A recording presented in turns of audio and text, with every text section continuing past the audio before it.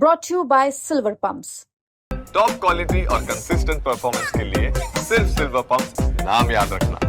छत्रपती राजे शाहू महाराजांच्या जयंतीच्या पूर्वसंध्येला आणि वारी चालू असताना हा दिलासा मला मिळाला। खालच्या कोर्टमध्ये जो निर्णय येईल त्याच्यावर ज्यांना तो निर्णय पटत नाही त्यांनी हायकोर्टला यावं म्हणून केस डिस्पोज ऑफ केली आहे, दिलासा दिलेला नाही आहे। गोरगरिबांचा आशीर्वाद मला वाटते त्याच्यामुळे हे सगळं झालेलं आहे।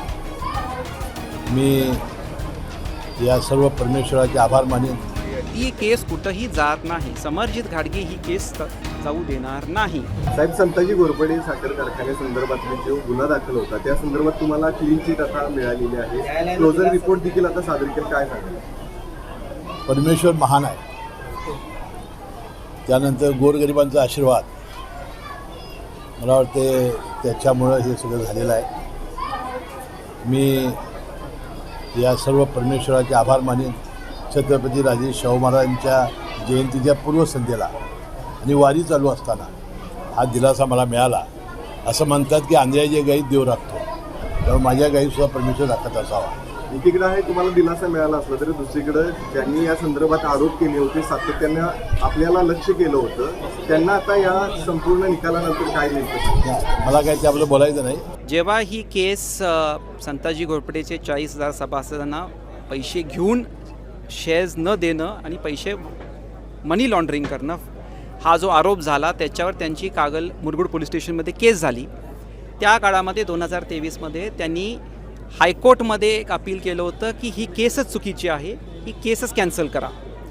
काळानंतर सगळ्या गोष्टी आपल्याला माहिती आहेत। हायकोर्टनी त्यांना कुठलाही दिलासा दिलेला नाही आहे। मी आवर्जून तुम्हाला सांगतो, हायकोर्टनी खालची जी कागल कोर्टामध्ये केस आहे त्याचे मागच्या 1 वर्षापासून काम चालू आहे। पोलीसचा जो रिपोर्ट आहे क्लोजर रिपोर्ट, हा रिपोर्ट मागच्या वर्षीच पोलिसनी कोर्टात दिला होता।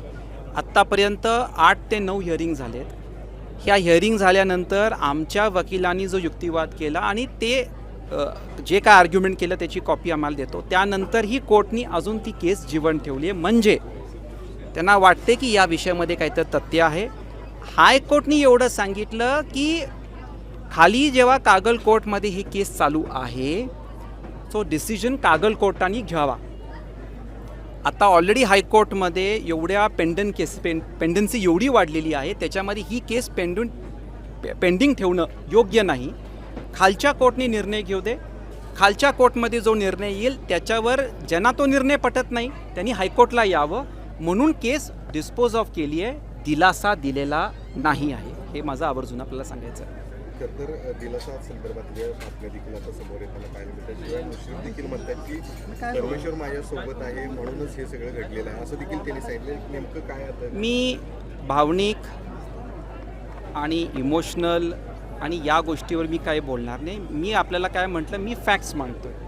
मी बोललेले फॅक्ट्स चुकीचे असतील तर 100% तुम्ही ब्रेकिंग न्यूज करा की समरजी घाटगेंनी चुकीची माहिती। मी राजकीय गोष्टी कधी चुकू शकेन पण लीगल फॅक्ट्स मी कधी चुकत नाही, हे तुम्हालाही माहिती आहे। खाली कागल कोर्टामध्ये ही केस चालू आहे म्हणून हायकोर्टने म्हटलं की जो काही निर्णय घ्यायचा आहे केसबद्दल तो खालच्या कोर्टनी घ्यावा आणि त्यामुळं हायकोर्टनी ही केस बाजूला ठेवली। ही केस आता अशीच सुरू असणार आहे? ती केस कुठंही जात नाही, समरजित घाटगे ही केस जाऊ देणार नाही।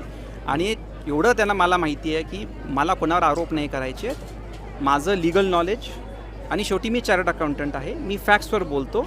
ही केस चालू राहणार आणि या केसला आमची आणि आमची टीम त्या 40 सभासदांना न्याय मिळण्यासाठी प्रॉपर युक्तिवाद करणार। आता नेमकं कुठंपर्यंत? मी ऑलरेडी बोललो आहे, या केसमधील जेव्हा काही डेव्हलपमेंट्स होतील तेव्हा मी बोलीन। डेव्हलपमेंट्स होण्याच्या आधीच निकाल झाला असं म्हणायचं गडबड माझ्यात तर नाही, त्याच्यामुळं ह्या गोष्टीवर मी बोलणं निकाल झाला सगळं झालं अशी गडबड मी करणार नाही। जेव्हा काही डेव्हलपमेंट्स होतील त्या केसबद्दल मी बोलीन। असं मुश्रीफांनी गडबड केली असं मी गडबड करणार नाही तसं मी म्हणतोय। मी प्रीमॅच्युअर स्टेटमेंट काही देऊ शकत नाही।